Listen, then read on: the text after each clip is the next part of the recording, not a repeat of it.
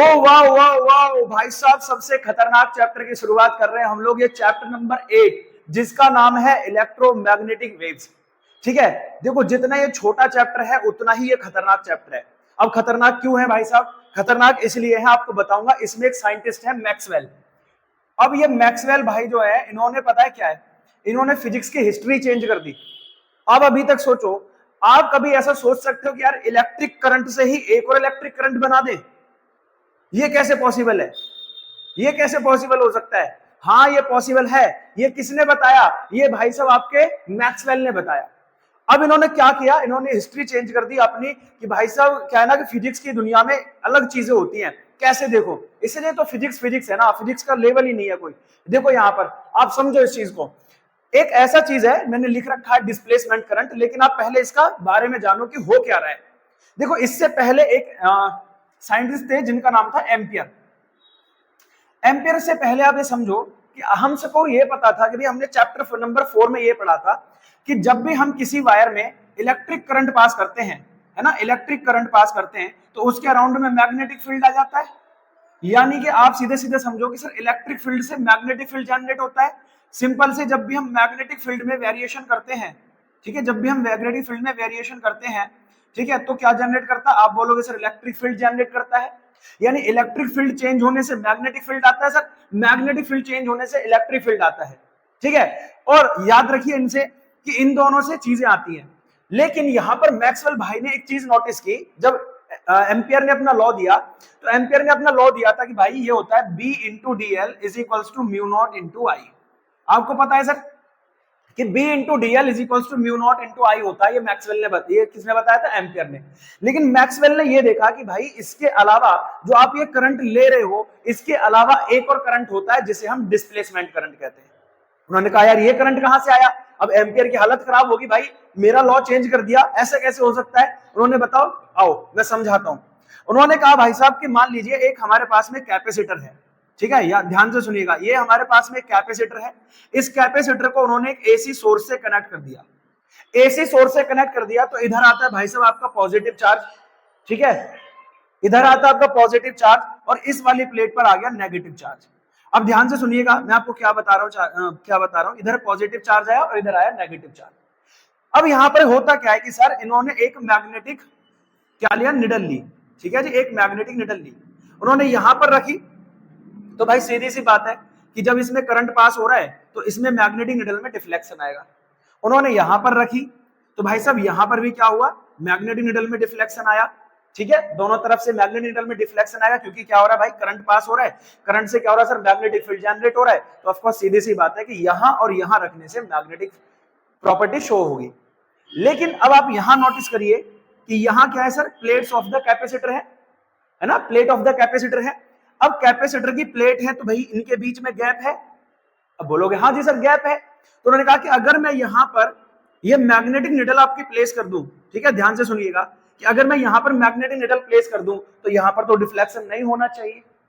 उन्होंने कहा हाँ जी सर नहीं होना चाहिए। एम्पियर से पूछा भाई होगा कि नहीं होगा? बोले हाँ जी नहीं होगा बिल्कुल भी। उन्होंने कहा बट जैसे उन्होंने इसको रखा तो भाई साहब यहां पर इसमें डिफ्लेक्शन हो गया। किसमें डिफ्लेक्शन हो गया? इस मैग्नेटिक निडल में डिफ्लेक्शन हो गया। अरे बाबा रे, ये क्या हो गया भाई साहब? ऐसा कैसे हो सकता है सर कि इसमें तो कोई इलेक्ट्रिक करंट है ही नहीं, इलेक्ट्रिक फील्ड है ही नहीं, इलेक्ट्रिक फील्ड है नहीं तो क्या है भाई साहब? यहां पर तो इसमें डिफ्लेक्शन होना ही नहीं चाहिए था। उन्होंने कहा कि नहीं भाई साहब, जब ये यहां पर क्या हो रहा है, बार बार करंट सेटअप हो रहा है, इधर माइनस करंट आएगा, इधर माइनस का चार्ज आएगा, तो इनके बीच में क्या हो जाएगा? जल्दी बताओ। इनके बीच में एक इलेक्ट्रिक फील्ड सेटअप होगा, और इस इलेक्ट्रिक फील्ड में क्या हो रहा है भाई साहब? वेरिएशन हो रहा है, चेंज इन इलेक्ट्रिक फील्ड। ये एक साथ तो सेटअप होगा नहीं, धीरे धीरे धीरे धीरे कैपेसिटर चार्ज होगा, धीरे धीरे धीरे धीरे कैपेसिटर चार्ज होगा, तो यहाँ पर धीरे धीरे धीरे धीरे इलेक्ट्रिक फील्ड सेटअप होगा, और बार बार इसमें सर क्या हो रहा है? चेंज हो रहा है इलेक्ट्रिक फील्ड में। अब बोलोगे हाँ जी सर, जब इलेक्ट्रिक फील्ड में चेंज होता है तो वहां पर एक और करंट जनरेट हो जाता है, एक और करंट जनरेट हो जाता है, जिसे हम कहते हैं डिस्प्लेसमेंट करंट। तो देखो इसकी डेफिनेशन मैंने यहां पर लिखी हुई है, the current which is produced by the change in electric field is called displacement current. ऐसा मैं नहीं कह रहा, ये मैक्सवेल यही मानते हैं, ठीक है, ऐसा मैं नहीं कह रहा भाई साहब, मैक्सवेल ये अपना एक्सपेरिमेंट करके प्रूव कर रहे हैं कि भाई साहब जब भी आप किसी कैपेसिटर के बीच में एक मैग्नेटिक निडल प्लेस कर देते हो तो सर उस मैग्नेटिक निडल में एक डिफ्लेक्शन आ जाता है। और ये डिफ्लेक्शन आ क्यों रहा है? क्योंकि सर यहाँ पर एक इलेक्ट्रिक फील्ड सेटअप हो रहा है जिसमें क्या हो रहा है, लगातार वेरिएशन हो रहा है, यानी कि उसमें चेंज आ रहा है और उसके चेंज आने की वजह से इसमें करंट आ जा रहा है। इसी करंट को हम कह रहे हैं डिस्प्लेसमेंट करंट, बहुत सिंपल लैंग्वेज में। अब भाई साहब मैक्सवेल कह रहे, अब ये एम्पियर कह रहे हैं अरे बाबा ये कैसे हो गया? तो उन्होंने कहा कि भाई साहब, मैक्सवेल ने बोला कि भाई साहब एम्पियर जो आप ये इक्वेशन ले रहे हो वो एक्चुअल में गलत है। उन्होंने बोला कैसे भाई साहब? उन्होंने बोला कि कहीं ना कहीं इसमें एक डिस्प्लेसमेंट करंट भी जनरेट होता है, और अगर डिस्प्लेसमेंट करंट जनरेट हो रहा है तो भाई साहब आपकी जो इक्वेशन है B इंटू DL वो कितना हो जाएगा? आप कहोगे sir mu naught IC plus ID, इसमें ये डिस्प्लेसमेंट करंट भी आ जाएगा। समझ में आ गई बात? अगर समझ में आ रही है, वीडियो अच्छी लग रही है तो भाई साहब चैनल को जल्दी से फटाफट सब्सक्राइब करो, बहुत मजेदार तरीके से इसको पढ़ाने वाला। उन्होंने कहा चलो ठीक है, हमने मान लिया कि डिस्प्लेसमेंट करंट आ रहा है, लेकिन इस डिस्प्लेसमेंट करंट की वैल्यू क्या होगी सर?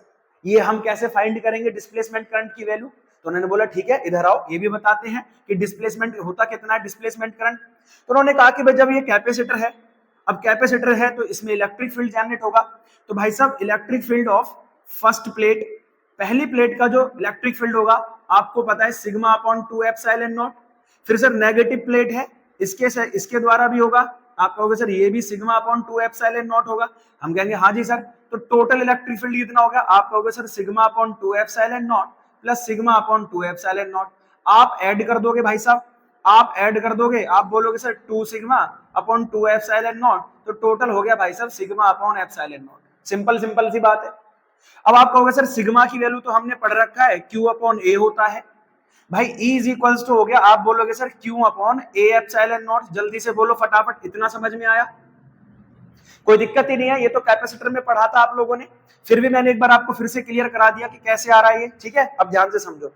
अब यहां पर मैं अगर DE अपॉन DT कर दूं, यानी इसका डेरिवेशन कर देते हैं, डेरिवेटिव, आप कहोगे sir DQ upon DT A epsilon not हो जाएगा। अब ये जो A है ये इधर क्या कर रहा है? A कर रहा है डिवाइड, ये इधर आके क्या करेगा? आप बोलोगे सर मल्टीप्लाई करेगा। तो आप बोल रहे हो sir A epsilon naught DE upon DT is equals to DQ upon में DT, ठीक है? अब ये इसको ऐसे कर लो, ये जो आपका एप्सिलॉन नॉट ये बाहर है, DEA upon DT is equals to DQ upon DT। अब आपको पता है कि भैया चार्ज अपॉन टाइम क्या होता है? करंट होता है। और आपने ये भी पढ़ा होगा फाई इज इक्वल्स टू होता है sir ji Q upon F, sorry phi is equals to होता है E इंटू A। बोलो हाँ या नहीं? इलेक्ट्रिक फील्ड की डेफिनेशन से इलेक्ट्रिक फ्लक्स जो होता है E इंटू A होता है। तो भाई इसके स्थान पर कितना रख दोगे? आप बोलोगे सर फ्लक्स रख देंगे, तो simple simple E naught D phi upon DT, यही हो जाता है भाई साहब आपका डिस्प्लेसमेंट करंट ID। उन्होंने बोला सिंपल सी बात है, लो जी मैं ID का वैल्यू भी निकाल देता हूं कि किसी भी ऑब्जेक्ट में, किसी भी प्लेट में, किसी भी सर्किट में जो डिस्प्लेसमेंट करंट होता है वो इतना होगा, ID is equals to epsilon naught D phi upon DT, है ना? Epsilon naught D phi upon DT। बोलो कोई दिक्कत? बहुत सिंपल तरीके से फिर से आपको रिवाइज करा देता हूं कि फर्स्ट के लिए sigma upon 2 epsilon not, second के लिए सिग्मा अपॉन 2 एप्सिलॉन नॉट, दोनों को ऐड करोगे तो sir 2 sigma upon 2 epsilon naught, यानी sigma upon epsilon naught. We know the value sigma is equals to Q upon A होता है। आप बोलोगे हाँ जी सर कोई इशू नहीं है, तो E इज इक्वल्स टू होगा Q upon A epsilon not. आपने सर DE ओवर DT कर दिया, ये दोनों इधर डिवाइड में थे, इधर आके मल्टीप्लाई करेंगे, A को इसके साथ ले लिया, E इंटू A क्या होता है भाई साहब? फ्लक्स की डेफिनेशन से फाई हो जाता है, आपने डी फाई अपॉन DT, ये आ गया डिस्प्लेसमेंट करंट। तो किसी भी सर्किट में, किसी भी प्लेट में जो डिस्प्लेसमेंट करंट होगा, जो मैक्सवेल ने बताया था, वो इतना डिस्प्लेसमेंट करंट यहाँ पर जनरेट होगा।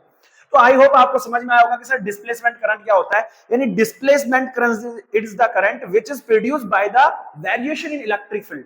अभी तक हम लोग ये पढ़ते थे कि भाई मैग्नेटिक फील्ड में वेरिएशन होगा तो इलेक्ट्रिक करंट आएगा, और इलेक्ट्रिक करंट में डिफ्लेक्शन होगा तब जाके मैग्नेटिक फील्ड आएगा। लेकिन यहां पर मैक्सवेल ने लॉ ही बदल दिया, उन्होंने कहा अगर आप वेरिएशन करते हैं इलेक्ट्रिक फील्ड में तो भाई साहब डिस्प्लेसमेंट करंट आता है। खतरनाक बात है ना, एकदम मजेदार बात, चीजें उन्होंने प्रूव कर दी कि ऐसा होता है। चलो आगे चलते हैं, ठीक है? आपका वेरी इंपॉर्टेंट, जैसे लिखा हुआ है आपका EM वेव्स, ठीक है? EM वेव्स, ये जो ईएम वेव्स है भाई साहब, ये जो ईएम वेव्स है इलेक्ट्रोमैग्नेटिक वेव्स, कैसे जनरेट हो रही है सर, कौन जनरेट कर रहा है इनको, तो बहुत आराम से आपको समझ में आएगा। देखिए जब ईएम वेव चलेंगी तो सीधे सीधे sir E for electric waves, है ना, इलेक्ट्रिक फील्ड भी होगा इसमें, इलेक्ट्रिक फील्ड भी होगा, और साथ साथ में आप बोलोगे सर एम से क्या बनता है, मैग्नेटिक फील्ड बनता है सर, है ना, तो मैग्नेटिक फील्ड भी इसमें साथ में होगा। यानी ईएम वेव्स होती क्या है, पहले ध्यान से सुनो। तो भाई एक चीज आपको मैं समझा देता हूं कि जब भी किसी सर्किट में, ठीक है, जब किसी सर्किट में हाई फ्रीक्वेंसी से, ध्यान से सुनना, अभी मैं आपको बता रहा हूं, मोस्ट इंपोर्टेंट चीज है, हाई फ्रीक्वेंसी से, ठीक है, हाई फ्रीक्वेंसी का इलेक्ट्रिक करंट पास होता है, इलेक्ट्रिक करंट पास होता है, हाई फ्रीक्वेंसी का इलेक्ट्रिक करंट पास होता है, तो सर उसमें जो चार्ज होता है, जो एसिलरेटेड चार्ज होता है, एसिलरेटेड चार्ज होता है, एसिलरेटेड चार्ज, वो भाई सब ऑसिलेट करने लग जाता है ना, उसमें ऑसिलेशन शुरू हो जाते हैं। यानी जो हाई फ्रीक्वेंसी का इलेक्ट्रिक करंट जब हम पास करेंगे सर, है ना, ध्यान से सुनिएगा, हाई फ्रीक्वेंसी का इलेक्ट्रिक करंट जब हम लोग पास करेंगे तो उसका जो चार्ज था, जो एसिलरेटेड चार्ज था, वो सर ऑसिलेशन करना शुरू कर देगा। ऑसिलेशन आप समझ रहे हैं ना, ऐसे up down up down up down oscillation करना शुरू कर देगा, और ऑसिलेशन करना शुरू करेगा तो सर जो ये एनर्जी थी, है ना, जो ये एसिलरेटेड चार्ज के पास जो एनर्जी थी, ये एनर्जी सर वेव्स की फॉर्म में चलना शुरू कर देती है। ध्यान से सुनिएगा, वेरी इंपॉर्टेंट।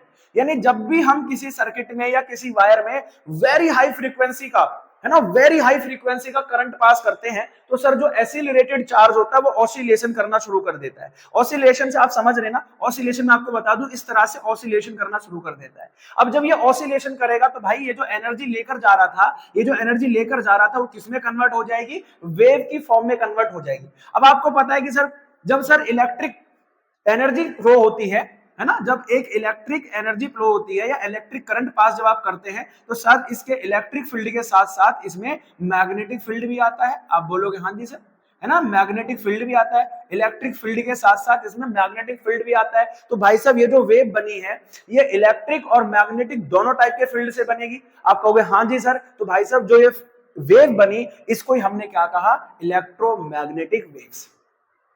बहुत सिंपल डेफिनेशन है, when high frequency of when a high frequency of electric current pass through a circuit, the accelerated charge particles, ठीक है, start oscillation। ये जो आपके चार्ज पार्टिकल है ये ऑसिलेशन स्टार्ट करेंगे, और ऑसिलेशन स्टार्ट करते हैं तो ये जो एनर्जी है वो किसके रूप में चलना शुरू कर देती है, आप बोलोगे सर ये वेव की फॉर्म में चलना शुरू कर देगी। और जब ये वेव की फॉर्म में चलना शुरू करेगी तो आपको पता है कि सर जब इलेक्ट्रिक करंट आता है तो भाई साहब उसमें खाली इलेक्ट्रिक फील्ड नहीं आता, उसमें इलेक्ट्रिक फील्ड के साथ में मैग्नेटिक फील्ड भी आता है। तो भाई साहब ये जो आपकी वेव्स है वो इलेक्ट्रिक और मैग्नेटिक दोनों टाइप के फील्ड बनाती है, दोनों टाइप के फील्ड बनाती हैं, तो इसी को हम कहते हैं इलेक्ट्रोमैग्नेटिक वेव्स।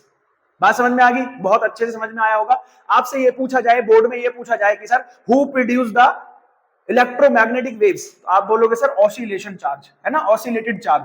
ऑसिलेटेड चार्ज ही इसको क्या करता है, प्रोड्यूस करता है। भाई साहब इसमें कौन कौन से फील्ड होते हैं, आप बोलोगे सर इलेक्ट्रिक और मैग्नेटिक दोनों टाइप के फील्ड होते हैं। अब ध्यान से ये बात समझने की है आप लोगों के लिए, ठीक है, समझने की बात क्या है कि भाई साहब ये जो आपका इलेक्ट्रिक और मैग्नेटिक फील्ड होता है इसको कैसे होता है, देखो ध्यान से सुनो, ये इलेक्ट्रिक फील्ड है, तो भाई साहब जो मैग्नेटिक फील्ड होगा, जो आपका मैग्नेटिक फील्ड होता है ये इसके परपेंडिकुलर होता है इस तरह से, ठीक है, इसके परपेंडिकुलर होता है इस तरह से। ये आपका इलेक्ट्रिक फील्ड है, ठीक है, और ये आपका मैग्नेटिक फील्ड है। आप ऐसे समझो कि सर जो इलेक्ट्रिक और मैग्नेटिक फील्ड है इनकी डायरेक्शन एक दूसरे के परपेंडिकुलर होती है, तो आप लिख देंगे इलेक्ट्रिक, है ना, इसको मैं ऐसे बना देता हूं, इस वाले पेन से बना देता हूं, ये तो आपका इलेक्ट्रिक फील्ड है सर, ये है आपका मैग्नेटिक फील्ड, ठीक है। ये कौन सा फील्ड है, आप बोलोगे सर जी ये मैग्नेटिक फील्ड है ना, ध्यान से सुन लीजिएगा, ये इलेक्ट्रिक फील्ड है, ये आपका इलेक्ट्रिक फील्ड है, और ये जो है आपका वो कौन सा है, आप बोलोगे सर जी ये मैग्नेटिक फील्ड है, ये वाला मैग्नेटिक फील्ड है, ठीक है, ये वाला मैग्नेटिक फील्ड। तो ये जो इलेक्ट्रिक और मैग्नेटिक फील्ड होते हैं ये कैसे ट्रेवल करते हैं, तो आप लिखोगे सर इलेक्ट्रिक, ठीक है, electric and magnetic field are mutually perpendicular to each other, ठीक है, ये एक दूसरे के परपेंडिकुलर होते हैं। ऐसे देखो मैं आपको बता रहा हूं, समझो, मान लो ये जो इलेक्ट्रिक फील्ड है, देखिए इलेक्ट्रिक फील्ड कहाँ रोटेट कर रहा है, ये कौन सी एक्सिस है, आप बोलोगे सर वाई एक्सिस के अलोंग रोटेट कर रहा है। ये कौन सा है, आप बोलोगे सर ये एक्स एक्सिस के अलोंग रोटेट कर रहा है। ऐसे ध्यान से सुनिएगा कैसे ऑसिलेशन हो रहा है। ये हो गया आपका इलेक्ट्रिक फील्ड, नहीं मैंने इलेक्ट्रिक फील्ड को ब्लैक से बनाया तो ब्लैक ऊपर, और ये हो गया आपका मैग्नेटिक फील्ड। अब ध्यान से सुनो, इलेक्ट्रिक फील्ड ऐसे ऐसे, ठीक है, मैग्नेटिक फील्ड ऐसे ऐसे, तो दोनों साथ में चल रहे हैं और साथ में चलते हुए ऐसे, ठीक है, ये ऐसे ये ऐसे ये ऐसे ये ऐसे, इस तरह से ये क्या कर रहे हैं भाई साहब आपका, है ना, दोनों म्यूचुअली परपेंडिकुलर है। इस तरह से आप समझो ये ऐसे ऐसे ढिंचक ढिंचक ढिंचक ढिंचक, इस तरह से ये ऊपर नीचे ये ऐसे ऐसे आगे पीछे कर रहा है भाई साहब। तो इनमें जो बन रहा है ये क्या बन रहा है, इलेक्ट्रिक और मैग्नेटिक फील्ड जो एक दूसरे के म्यूचुअली परपेंडिकुलर है। तो इनका जो डायरेक्शन हो जाएगा, देखो इलेक्ट्रिक फील्ड को सर हम वाई एक्सिस पर, आप बोलोगे सर जे, और जो ये आपका मैग्नेटिक फील्ड है ये बोलोगे सर आई, ठीक है। आप बोलोगे सर ई क्रॉस बी करोगे, ई क्रॉस बी करोगे तो आप बोलोगे सर जे क्रॉस आई करोगे, और जे क्रॉस जब आई करते हो तो आप बोलोगे सर के। यानी कहने की बात क्या है कि सर जब ये चल रहे हैं, जब ये चल रहे हैं तो एक वाई एक्सिस पर एक एक्स एक्सिस पर है, लेकिन डायरेक्शन ऑफ मोशन क्या होगी, इनकी मोशन की जो डायरेक्शन है आप बोलोगे सर जी वो के एक्सिस पर मोशन करेंगे।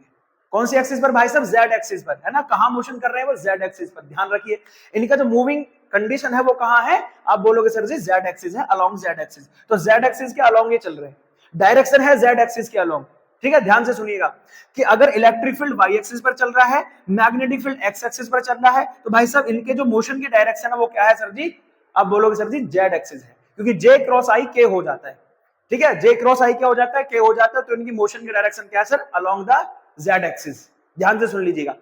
चलो इतना हमें समझ में आता है कि सर इलेक्ट्रोमैग्नेटिक वेव्स ऐसे बनती हैं, जब कोई हाई फ्रीक्वेंसी का करंट हम लोग पास करते हैं तो सर उसका जो एसिलेटेड चार्ज था वो क्या करेगा, ऑसिलेट करेगा। ऑसिलेट करेगा तो जो एनर्जी थी सर वो वेव की फॉर्म में आएगी, वेव की फॉर्म में आएगी। तो जब भी इलेक्ट्रिक करंट चलता है तो इलेक्ट्रिक फील्ड के साथ साथ मैग्नेटिक फील्ड भी लेकर चलता है, और इलेक्ट्रिक मैग्नेटिक फील्ड मिलकर क्या बनाती है सर, इलेक्ट्रोमैग्नेटिक वेव्स बना रही है। बहुत सिंपल है, बहुत सिंपल आपकी चीजें हैं। और याद रखिए कि ये दोनों एक दूसरे के म्यूचुअली परपेंडिकुलर हैं, एक इस तरह से एक इस तरह से, ठीक है, एक अप डाउन एक ऐसे। और जब मैंने आपको बताया कि म्यूचुअली परपेंडिकुलर है तो भाई साहब ई और जी, जैसे ई चल रहा है सर वाई एक्सिस के अकॉर्डिंग तो जे आ गया, बी चल रहा है आई एक्सिस के अकॉर्डिंग तो सर आई आ गया, तो जे क्रॉस आई करोगे आप बोलोगे सर के। यानी ये जेड एक्सिस के अलोंग में डायरेक्शन होगी। ये दोनों एक दूसरे के तो परपेंडिकुलर है ही है, लेकिन जो इसका मूवमेंट है वो सर इनके भी परपेंडिकुलर है, यानी कि वो along the x Z axis move करेगा। ठीक है, बहुत बढ़िया। चलते नेक्स्ट टॉपिक की तरफ। अब आगे बात करते हैं कि सर जो हमारा इलेक्ट्रोमैग्नेटिक वेव्स है उनकी प्रॉपर्टी क्या होती है, इलेक्ट्रोमैग्नेटिक वेव्स की इक्वेशंस क्या होती हैं। तो ध्यान से सुनिएगा सारी बातें, ठीक है। और भाई साहब अगर मजा आ रहा है ना, अगर मजा आ रहा है तो इतना तो बनता है कि यार वीडियो को लाइक कर दो, क्योंकि बहुत बेहतरीन कंटेंट मैं आपके लिए लेकर आया हूं। शायद इससे ज्यादा बढ़िया कंटेंट आपको मिलेगा, तो फटाफट से वीडियो को लाइक करो, ठीक है। चलो बच्चों, अब हमारे पास में नया टॉपिक है आपका, देखो ध्यान से क्या लिखा है, equations of electric and magnetic field EMF wave. यानी जब हमारी इलेक्ट्रोमैग्नेटिक वेव्स जनरेट हो रही थी, जो कि मैंने आपको अभी बनाकर बताया था, फिर से जनरेट कर लेते हैं भाई साहब इनको। ये आपके पास में क्या है सर, ये इलेक्ट्रिक फील्ड है, और जो आपके पास में मैग्नेटिक फील्ड है वो इस तरह से होगा, ठीक है। ठीक है, इसको इस तरह से ड्रॉ कर लेते हैं इस वाली लाइन से, ठीक है। ये आपका मैग्नेटिक फील्ड है इस तरह से डायरेक्शन में, और ये आपका इलेक्ट्रिक फील्ड है इस तरह से डायरेक्शन में, ठीक है। याद रखिएगा, ये आपका इलेक्ट्रिक फील्ड मैग्नेटिक फील्ड है, और ये आपका क्या हो गया सर, इलेक्ट्रिक फील्ड हो गया। लेट कर लो भाई, लेट कर लेंगे, लेट करना बहुत इंपॉर्टेंट है, नहीं तो दिक्कत हो जाएगी, है ना। मैंने आपको बताया था ना, अभी आपको चीजें क्लियर कराई थी। लेट कर लो कि electric and magnetic field are moving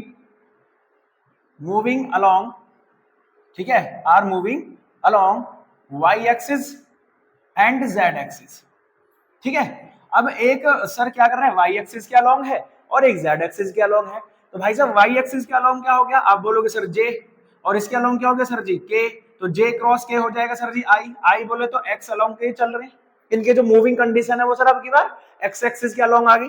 तो मैं बोलूंगा भाई जो इक्वेशन है E इज इक्वल्स टू, है ना, वो हो जाएगी sir E naught sine k x minus omega T, है ना। ये इक्वेशन ऑफ किसकी होती है, इलेक्ट्रिक फील्ड की। याद रखना वेव नेचर से आती है, वेव का इक्वेशन है भाई साहब, ये कहा 11th में है पूरा, वेव नेचर से आती है, ठीक है।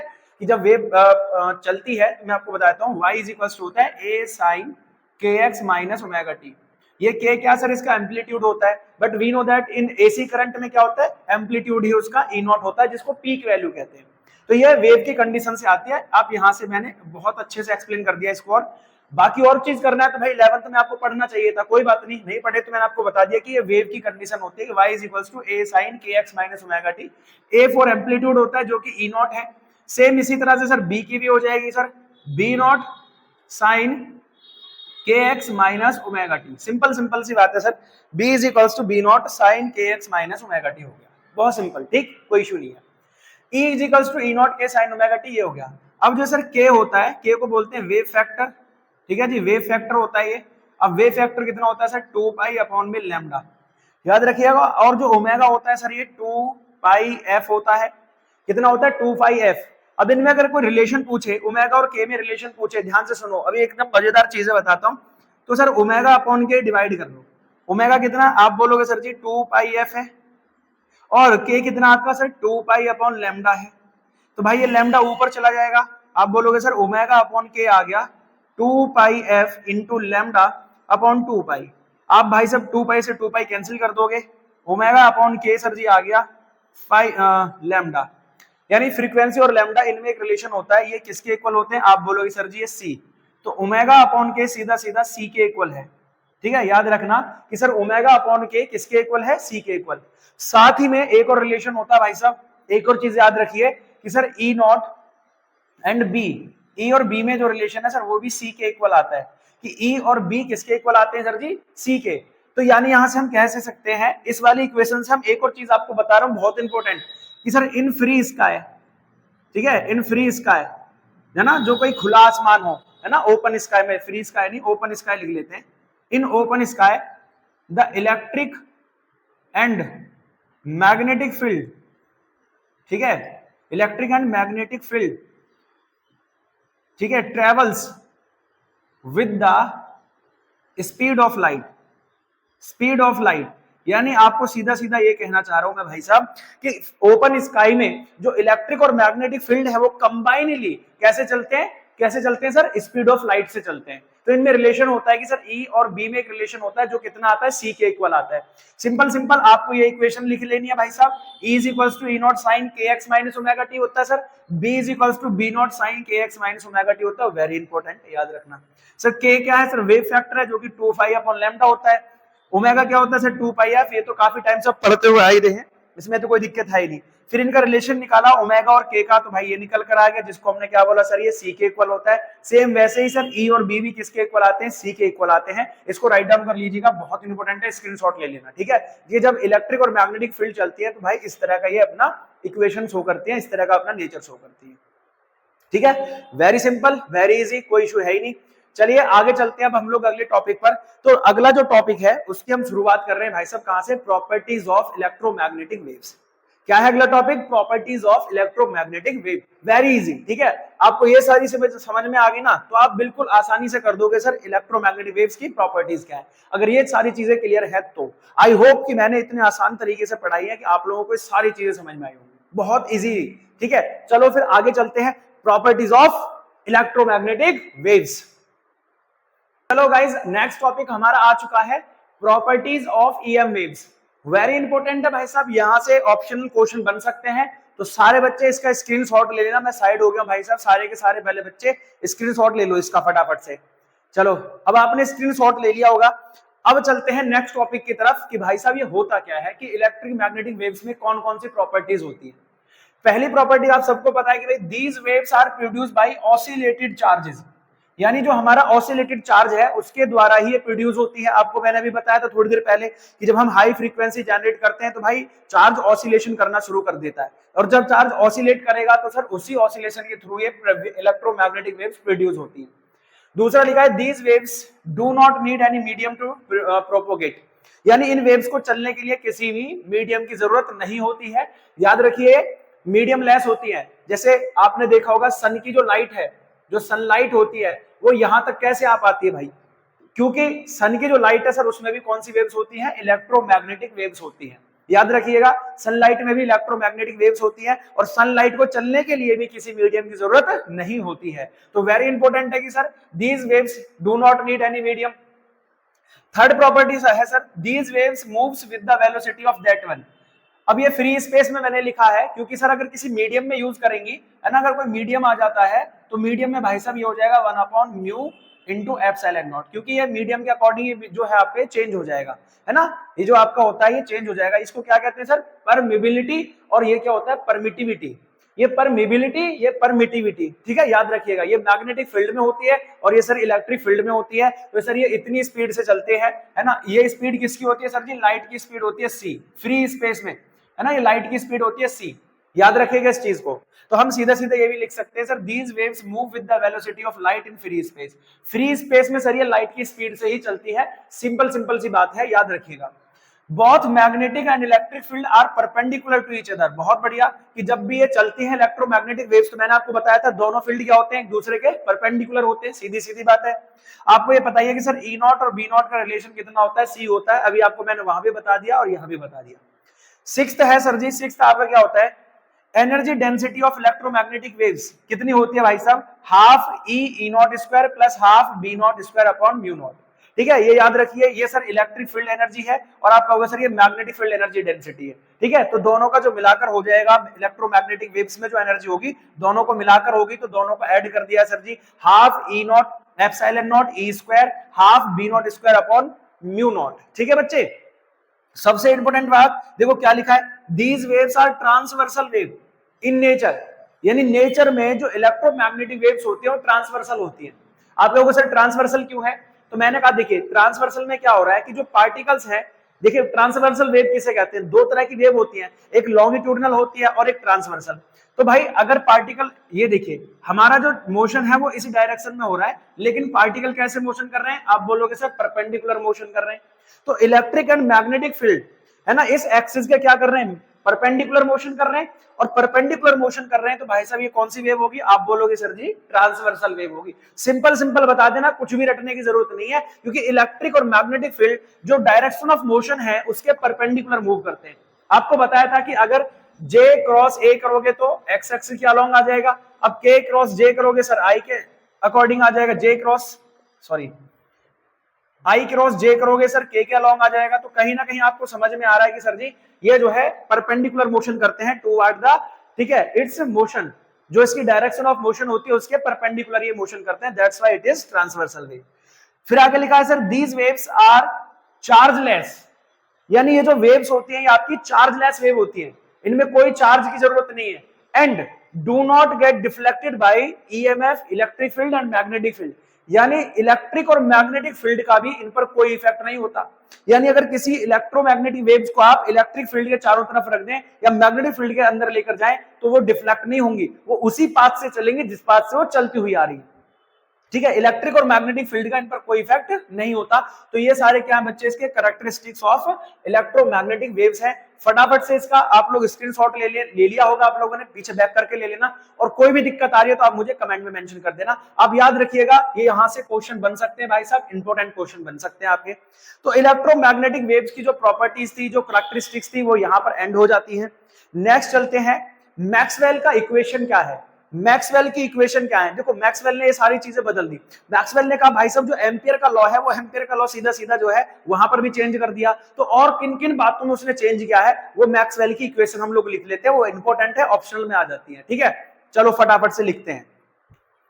नेक्स्ट हमारा टॉपिक है Maxwell's equation for Gauss law.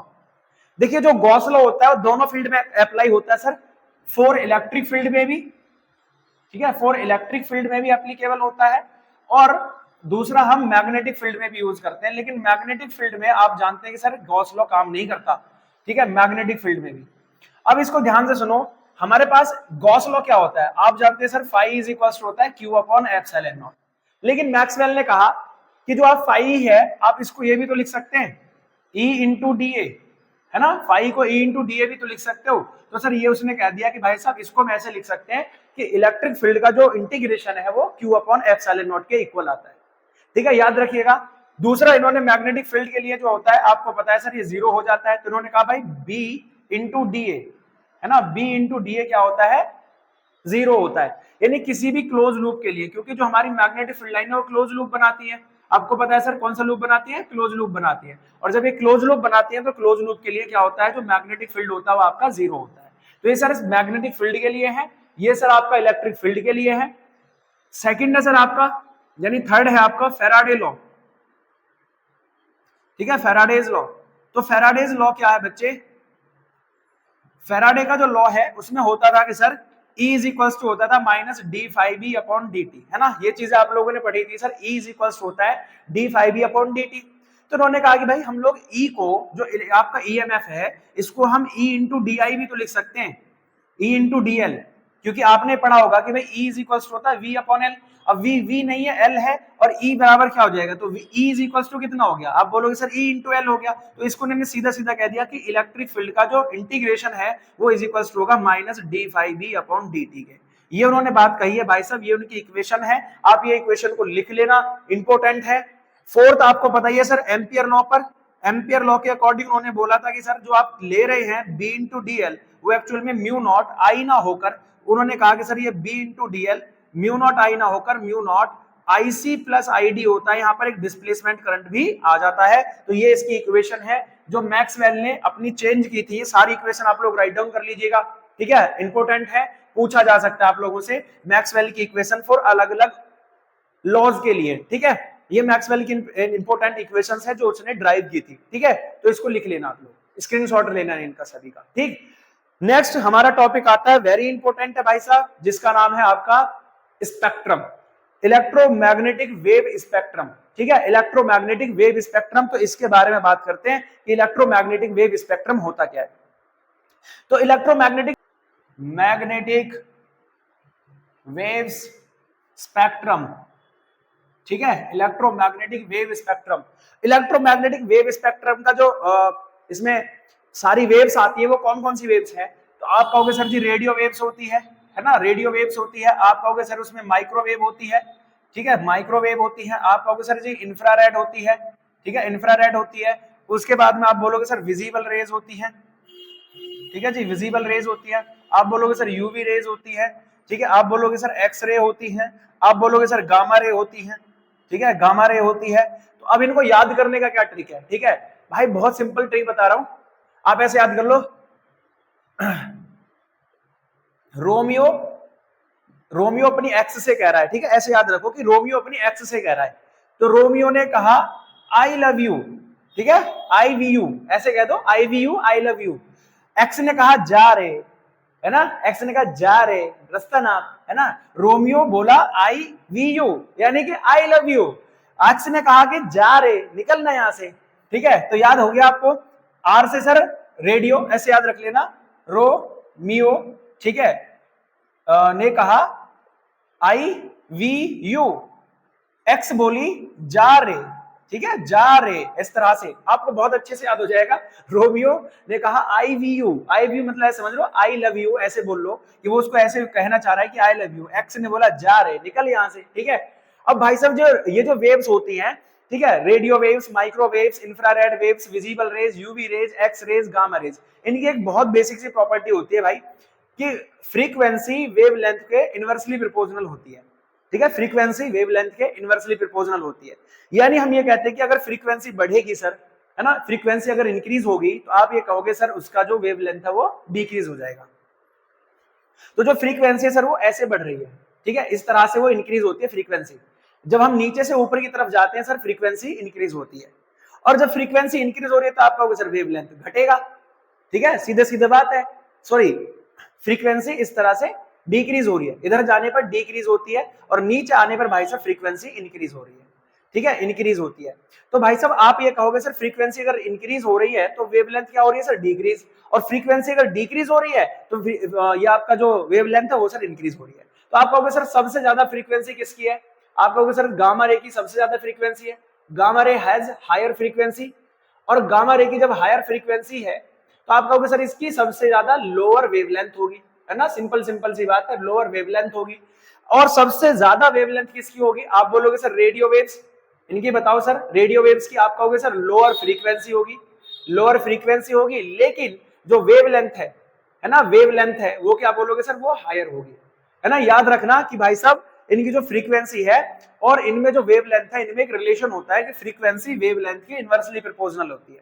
Frequency बढ़ेगी, आपका वेवलेंथ डिक्रीज होगा, वेवलेंथ आपका इंक्रीज होगा तो भाई साहब फ्रीक्वेंसी आपकी डिक्रीज होगी। सीधी सीधी बात है कि सर हम नीचे से ऊपर से नीचे आते हैं तो फ्रीक्वेंसी यहाँ पर इंक्रीज हो रही है, और जब नीचे से ऊपर जा रहे हैं तो आपको मैं लिख दिया सर यहाँ पर डिक्रीज हो रही है। ठीक है भाई साहब, जब डिक्रीज हो रही है तो सर सबसे ज्यादा फ्रीक्वेंसी किसकी है? आप बोलोगे सर गामा रे की, तो सबसे लोअर वेवलेंथ किसकी है? सर गामा रे की होती है। सबसे ज्यादा फ्रीक्वेंसी किसकी कम है? आप बोलोगे सर रेडियो वेव्स की, तो भाई साहब वेवलेंथ किसकी हायर है? आप बोलोगे सर रेडियो वेव की। याद रखना। अब चलते हैं इनकी प्रॉपर्टीज पर। प्रॉपर्टीज क्या होती है सर?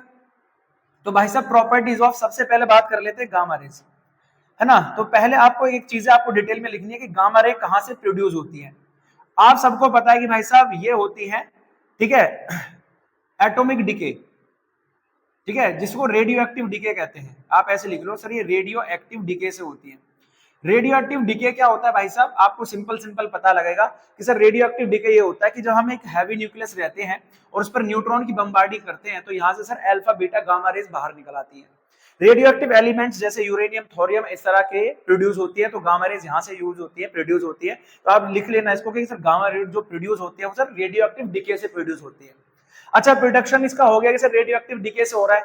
इसकी प्रॉपर्टीज क्या क्या है? तो आप लिखोगे sir in the treatment of, है ना, किस किस का ट्रीटमेंट करती है आप? आपको बोलोगे sir in the treatment of cancer cell, cancer cell. अब देखो आपने ये कहानी सुनी थी ना, आप किस किस बच्चों ने ये कहानी सुनी थी? जल्दी जल्दी मुझे सारे के सारे बच्चे बताओ किस किस in treatment of cancer cell. यानी आपने सबने पढ़ा है कि भैया लोहे को लोहा काटता है तो वैसे ही कैंसर को कैंसर काटता है। मतलब कैंसर हो भी किससे रहा है सर? गामा रेज की वजह से हो रहा है। लेकिन कैंसर का ट्रीटमेंट भी किससे हो रहा है? आप कहोगे सर जी ये गामा रेज से होता है। दूसरा आपको और किस में काम आती है? इन स्टडी ऑफ, है ना, इन द स्टडी ऑफ, आप कहोगे सर न्यूक्लियर सेल, है ना, न्यूक्लियर सेल के या न्यूक्लियर रिएक्शन जो होती है उनके काम में आती है ये। ठीक है, याद रखना इस चीज को। दूसरा होता है सर गामा रेज हो गया। ठीक है, गामा रेज के बाद में आपका आगे रेडियो वेव्स, सारी वेव्स का लिख लेंगे आप लोग एक एक करके। रेडियो वेव्स, आप कहोगे सर रेडियो वेव्स का जो प्रोडक्शन है वो कहां से हो रहा है ना, कौन का प्रोडक्शन है, कहां से होता है? सारे बच्चे बताएंगे। तो इसका जो प्रोडक्शन होता है आप सबको पता है सर रेडियो वेव्स का कहां से होता है? एलसी ऑसिलेशन से, है ना। ये पहले ही बता चुके हैं हम लोग चैप्टर नंबर 7 में। ठीक है, एलसी सर्किट जो होते हैं, है ना, एलसी सर्किट से इसका प्रोडक्शन होता है। एल और सी दोनों सर्किट मिलकर इसको बनाते हैं रेडियो वेव्स को। अब रेडियो वेव्स कहां कहां काम आती हैं आप सबको पता है सर? कहां पर काम आती है जल्दी बताओ? इन टीवी सिग्नल्स में आती है, इन टेलीविजन सिग्नल्स में, जल्दी बताओ। टेलीविजन सिग्नल्स में इनका यूज होता है, फटाफट से आंसर दो, बोलो हाँ या नहीं, जल्दी बताओ फटाफट से। क्या टीवी सिग्नल्स में इनका यूज होता है? दूसरा आप बोलोगे सर इन रेडियो सिग्नल्स में, है ना जी, रेडियो सिग्नल्स में इनका यूज होता है। आप बोलोगे हाँ जी सर। तो टीवी हो गया, रेडियो सिग्नल्स हो गए, इन सब में रेडियो वेव का यूज होता है। नेक्स्ट चलते हैं हम लोग माइक्रोवेव, है जी, माइक्रोवेव्स। चलो नेक्स्ट लिखते हैं हम सब माइक्रोवेव्स। तो माइक्रोवेव्स का भाई साहब कहां पर यूज होता है, कहां से बनता है? तो आप कहोगे सर ये मैग्नेट्रॉन वॉल्व होते हैं, ठीक है, वहां से इनका जनरेशन होता है। मैग्नेट्रॉन वॉल्व हो गया, वहां से इनका जनरेशन होता है, ठीक है, माइक्रोवेव्स का। अब माइक्रोवेव्स का यूज कहां पर होता है? तो आप ये बताओ, आपके घर में जल्दी बताओ, सिर्फ एक हीटिंग पर्पस के लिए माइक्रोवेव लगा होता है कि नहीं लगा होता? आप बोलोगे हाँ जी सर, जैसे आप बर्गर वगैरह पकाते हो तो उनके लिए इनका यूज किया जाता है फटाफट से माइक्रोवेव। तो माइक्रोवेव का प्रोडक्शन क्या है? मैंने बोला सर मैग्नेट्रॉन वॉल्व होता है। तो ये कहाँ काम आती है सर? जल्दी बताएंगे आप लोग, क्या बोलोगे? क्या ये जो आपका माइक्रोवेव है क्या वो रडार सिस्टम में काम आती है? रडार सिस्टम में काम आती है, जल्दी बताओ, रडार सिस्टम। दूसरा बोलोगे सर इन हीटिंग फूड, इन हीटिंग फूड, फूड को हीट करने में, स्टीम बाथ लेने में, जल्दी बताओ, स्टीम बाथ लेने में इन सब का यूज होता है माइक्रोवेव का, जल्दी बताओ, क्योंकि ये हीटिंग पर्पस के लिए यूज हो रही है। अब आपसे क्वेश्चन पूछा जाता है कि भाई साहब ये हीट कैसे करती हैं, यानी microwave, how do microwaves heat food, ऐसे भी क्वेश्चन पूछा जा सकता है कि बताओ माइक्रोवेव्स जो होती हैं, ठीक है, वो फूड को कैसे हीट करती हैं। तो आप बोलोगे सर फूड को इस तरह से हीट करते हैं, जैसे कोई भी इसके अंदर फूड रखा गया तो उसमें भैया क्या होता है, वाटर के ड्रॉपलेट्स होते हैं, वाटर ड्रॉपलेट्स होते हैं। अब जैसे माइक्रोवेव्स आ रही हैं तो माइक्रोवेव्स क्या करेंगे, जो वाटर की जो ड्रॉपलेट्स थी उनको खुद के फ्रीक्वेंसी से चलाना शुरू करेंगी और जब वो इनकी खुद की फ्रीक्वेंसी, इसकी फ्रीक्वेंसी, इसकी फ्रीक्वेंसी को मैच करने की कोशिश करेगी तो ये वाटर पार्टिकल क्या होंगे सर, वाइब्रेट होंगे। जब ये वाटर पार्टिकल वाइब्रेट होंगे तो भाई साहब इनमें एनर्जी स्टोर्ड होगी। आप बोलोगे हाँ जी सर, अब यही एनर्जी क्या हो जाएगी सर, हीट एनर्जी प्रोड्यूस करेगी, है ना। और यही हीट एक पार्टिकल से दूसरे पार्टिकल में, दूसरे से तीसरे में, तीसरे से चौथे में, और इस तरह से आपका पूरा का पूरा खाना क्या हो जाएगा, गर्म हो जाएगा। ठीक है, याद रखना। तो माइक्रोवेव्स यहाँ काम आती है। नेक्स्ट हमारी वेव्स क्या है भाई साहब, माइक्रोवेव के अलावा फिर आप बोलोगे सर इंफ्रारेड वेव्स हैं, जिनके पिछले साल क्वेश्चन पूछा गया था, इंफ्रारेड वेव्स, तो इनके बारे में स्टडी करते हैं। इंफ्रारेड वेव्स, ठीक है, इंफ्रारेड वेव्स कौन बच्चा बताएगा सर, इंफ्रारेड वेव्स का प्रोडक्शन कहां से होता है, वेव्स कौन प्रोड्यूस करता है। आप बोलोगे सर जो इंफ्रारेड वेव्स है वो हॉट बॉडीज, ठीक है, या हॉट मॉलिक्यूल्स इसको प्रोड्यूस करते हैं, इसीलिए इनको हॉट वेव्स भी कहा जाता है। इंफ्रारेड को लेकर एक क्वेश्चन पूछा आप लोगों से जा सकता है कि why infrared waves are called hot waves, तो आप कहोगे क्योंकि because of these are produced by the hot bodies and hot molecules. अब बोलोगे सर हॉट मॉलिक्यूल्स कहां से आएगा, तो आप बोलोगे सर हॉट मॉलिक्यूल्स या हॉट बॉडीज जैसे सन से जो लाइट आएगी जब वो किसी भी मेटल पर फॉल करेगी तो भाई साहब वहां पर हीट प्रोड्यूस करेगी, तो वहां पर जो इलेक्ट्रॉन वगैरह बाहर निकलेंगे तो वो कौन सी वेव प्रोड्यूस करेंगे, आप बोलोगे सर इंफ्रारेड वेव प्रोड्यूस करेंगे। तो इंफ्रारेड वेव्स जो होती है भाई साहब वो हॉट बॉडीज और हॉट मॉलिक्यूल्स के द्वारा जनरेट होती है, that's why these are called hot waves. अब ये कहां काम आती है, ध्यान से सुनिएगा। इंफ्रारेड वेव्स का पहला यूज होता है सर वेदर फोरकास्टिंग में, ठीक है, वेदर फोरकास्टिंग में। आप सबने जानते हैं कि भाई वेदर की पहली जानकारी आप लोगों को मिल जा रही है किसकी वजह से, आप बोलोगे सर किसकी वजह से, जल्दी बताओ, आप बोलोगे सर इंफ्रारेड वेव्स की वजह से, ठीक है। दूसरा कहां यूज होता है सर इनका, आपका होगा सर इन टीवी रिमोट्स में यूज होता है, टीवी रिमोट्स जो होते हैं उनमें आपका इसका यूज हो रहा है। थर्ड जल्दी बताओ फटाफट से, और कहां यूज होता है आपका, फटाफट से बताएंगे इंफ्रारेड वेव्स का, ठीक है। क्या इंफ्रारेड आपको विजिबल होती है, आप बोलोगे नहीं सर, जब ये विजिबल नहीं होती तो क्या करती हैं, आप कहोगे सर सिग्नल्स देती हैं, टू गिव यू सिग्नल्स, है ना, सिग्नल्स प्रोवाइड करती हैं। जो आपके कोई भी वेदर में कुछ भी प्रॉब्लम हो रही है, कोई भी जानकारी आपको लेनी है वेदर की, तो वहां का जो सिग्नल प्रोड्यूस करती है वो इंफ्रारेड वेव यूज करती है।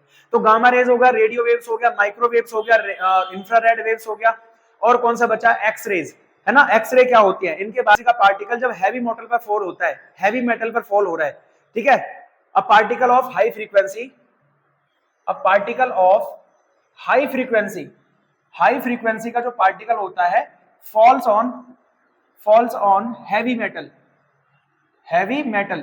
जब एक हाई फ्रीक्वेंसी का पार्टिकल किस पर फॉल होता है, आप बोलोगे सर जी ये किसी हैवी मेटल पर फॉल होता है तो क्या जनरेट करता है, एक्सरे जनरेट करता है। और एक्सरे का रूल आप सबको पता होगा, इसके यूजेस आप लोग मुझे कमेंट में लिखकर बताएंगे, कोई दो यूज, ठीक है, इसके मुझे कमेंट में लिखकर दिखाएंगे, बहुत अच्छे से आप लोग जानते हैं इसके एक्सरे के क्या क्या यूजेस होते हैं। तो चलिए हमने सारी चीजें समझ ली हैं, है ना। और विजिबल रेज क्या होती है भाई साहब, विजिबल रेज बता दो आप, उसके पहले यूवी रेज भी बताओ, यूवी रेज कौन प्रोड्यूस करता है, आप बोलोगे सर सन से होता है, सनलाइट वगैरह इसका प्रोडक्शन करती है, ठीक है, इलेक्ट्रोमैग्नेटिक वेव्स होती है इसमें, तो सनलाइट वगैरह से इसका प्रोडक्शन होता है। किस में काम आती है, तो आप बोलोगे sir to kill the germs, to kill the germs, germs को ये किल करने में काम आती है। जल्दी बताओ क्या मैं सही कह रहा हूं, क्या ये जम्स को किल करती है, फटाफट से बताओ, है ना, एकदम जल्दी से बताना। क्या ये इलेक्ट्रोमैग्नेटिक इफेक्ट भी दिखाती है ना, जल्दी बताओ। इलेक्ट्रोमैग्नेटिक इफेक्ट नहीं, क्या कहते हैं इसको, इलेक्ट्रिक इफेक्ट शो करती है ना, इलेक्ट्रिक इफेक्ट ये शो करती है। उसके बाद ये क्या होता है भाई साहब, फोटो इलेक्ट्रिक इफेक्ट, सॉरी इसको ऐसे लिख लोगे फोटो इलेक्ट्रिक इफेक्ट, बहुत देर से मैं इसको ढूंढ रहा हूं, समझ में नहीं आ रहा था क्या कह रहे हैं। फोटो इलेक्ट्रिक इफेक्ट शो करती है, ठीक है, क्या करती है, फोटो इलेक्ट्रिक इफेक्ट शो करती है। दूसरा, क्या इनका जो यूवी रेज का यूज है, क्या वो फिंगर प्रिंटिंग में यूज होता है, जल्दी बताओ, फिंगर प्रिंटिंग में, है ना, फिंगर प्रिंटिंग में इनका यूज होता है, आप कहोगे हाँ जी फिंगर प्रिंटिंग को डिटेक्ट करने में भी इनका यूज हो रहा है। तो ये आपका यूवी रेज हो गई, ठीक है। और विजिबल रेज क्या होती है भाई साहब, जिन्हें हम देख पाते हैं, विजिबल रेज होती है।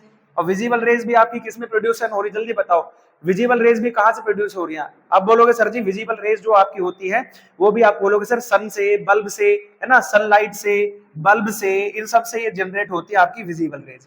विजिबल रेज की फ्रीक्वेंसी कितनी होती है, जल्दी बताओ फटाफट से सारे के सारे बच्चे, विजिबल रेज की फ्रीक्वेंसी क्या होती है, ठीक है, आप बोलोगे सर जी 400 nm से, ठीक है, 700 nm तक होती है, ठीक है, 700 nm तक इनके बीच का फ्रीक्वेंसी होता है, याद रखना विजिबल रेज का, ठीक है। तो सारी बातें आप लोगों को क्लियर हुई होंगी, कोई भी दिक्कत इसमें नहीं होनी चाहिए, मेरे हिसाब से आप लोगों को कोई प्रॉब्लम होगी नहीं, ठीक है। सारी की सारी बातें हम लोगों ने कवर की हैं, और इसके इंपोर्टेंट न्यूमेरिकल क्या कैसे कैसे पूछे जा सकते हैं आप लोगों से, ठीक है। क्या कौन से इंपोर्टेंट क्वेश्चन इलेक्ट्रोमैग्नेटिक वेव्स के थ्रू आपसे पूछा जा सकता है, तो वो मैं आप लोगों को बता देता हूं भाई साहब। ये पहला क्वेश्चन आप लोग रीड करिए, कह रहा है कि sir the amplitude of magnetic field in EM waves, electromagnetic wave में जो मैग्नेटिक फील्ड का मैग्नीट्यूड है, ठीक है, वो कितना है भाई साहब, B naught is equal to आपको दे दिया 510 नैनो टेस्ला। अब b इज इक्वल टू आपका होगा सर 510 इंटू 10 की पावर -9 टेस्ला हो जाएगा, सिंपल सी बात है। नैनो टेस्ला को आपसे पूछ रहा है sir find the amplitude of electric field, है ना, इलेक्ट्रिक फील्ड यानी ई नॉट आपको फाइंड करना है। तो सिंपल सी बात है, एक रिलेशन मैंने आपको बताया था sir, E naught upon B naught is equal to C, आप इसमें रखिए तो E naught is equal to हो जाएगा sir B naught into C. तो E naught is equal to B naught कितना था, आप बोलोगे सर 510 10 की पावर -9, सी कितना सर 3 इंटू 10 की पावर 8 हो गया। आप बोलोगे सर ई नॉट की वैल्यू हो गई 300, 3 1 3, 3 5 15 इंटू 10 की पावर -1। भाई साहब 10 की पावर -1 से ये जीरो कैंसिल हो जाएगी, आप कहोगे सर 153 न्यूटन पर कूलम। सिंपल सी बात है भाई साहब। इस तरह से एक तो क्वेश्चन यहां से इंपॉर्टेंट आप लोगों से पूछा जा सकता है। नेक्स्ट क्या है भाई साहब, आपको इक्वेशन गिवन होगी इस तरह से, है ना, E इज इक्वल्स टू क्या है भाई 120 साइन 1.05x माइनस 3.14 इंटू 10 की पावर 8t, ठीक है। और इसमें आपको ये न्यूटन पर कूलम में गिवन है। सबसे पहले कह रहा है आप k फाइंड करिए, तो आपको सर जी क्या करना है, सीधा सीधा E is equals to E naught sine 1.05x minus 3.14 10 की पावर 8t ये निकाल लो। अब यहां से कंपैरिजन करोगे तो आप कहोगे सर E नॉट की वैल्यू है 120, है ना, k की वैल्यू कितना है सर जी, k की वैल्यू कंपैरिजन कर लो, ये होता है सर, यहां से सॉरी रुको ऐसे लिख लो kx minus omega T, comparison कर दो तो k की वैल्यू कितनी आ गई, आप सब कहोगे सर 1.05, कितना आ गया 1.05 आ गया।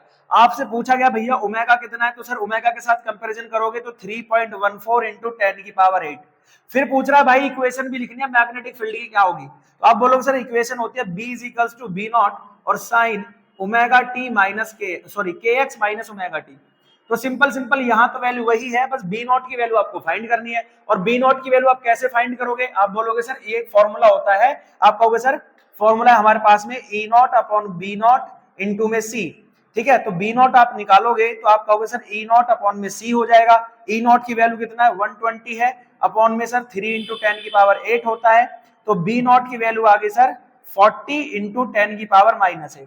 भाई साहब ये सारी वैल्यू मुझे मिल गई है, आप फटाफट से इक्वेशन में पुट कर दो। तो b is equals to b naught कितना है, आप बोलोगे सर जी 40 इंटू 10 की पावर -8, kx, k की वैल्यू हमें पहले से ही पता है 1.05x माइनस ओमेगा की वैल्यू सर जी 3.14 इंटू 10 की पावर 8 t हो जाएगा। ये आपकी इक्वेशन आ गई। तो बस यहीं तक इसमें सारी इंपॉर्टेंट चीजें थी। आई होप आपको ये चैप्टर बहुत अच्छे से समझ में आया होगा, सारी बातें क्लियर हुई होंगी। तो भाई साहब ऐसे ही मजेदार वीडियो के लिए जल्दी फटाफट से चैनल को सब्सक्राइब कर लो, ठीक है। और बहुत सारा मजा आपको आया होगा इस चैप्टर में, सारी की सारी डिटेल से वीडियो बनाई है मैंने। तो इसी तरह से आप लोग सपोर्ट बनाए रखो, कमेंट करो अपने फटाफट से, कमेंट बहुत इंपॉर्टेंट रखते हैं, क्योंकि आप कमेंट करोगे तो मुझे मोटिवेशन मिलेगा, ठीक है। तो भाई साहब जल्दी फटाफट से कमेंट ड्रॉप करना, मिलेंगे अगली वीडियो में।